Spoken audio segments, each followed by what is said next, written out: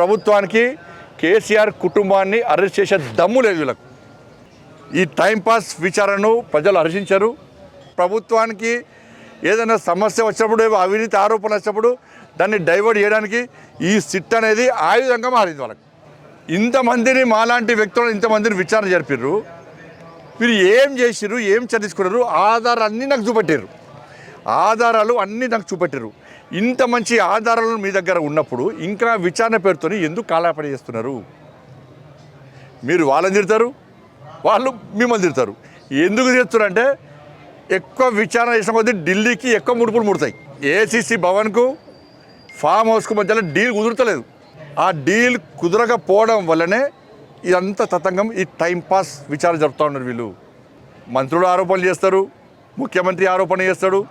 కాబట్టి ఇప్పటికైనా డిమాండ్ చేస్తున్నాను నేను, అరెస్టుల పర్వం కొనసాగించండి. తప్పు చేసిన రాజకీయ నాయకులను అరెస్ట్ చేయండి, అధికారులను అరెస్ట్ చేయండి. అప్పుడే ఈ కాంగ్రెస్ పార్టీ ప్రభుత్వం మీద ప్రజలకు కానీ మాకు కానీ నమ్మకం ఉంటుంది.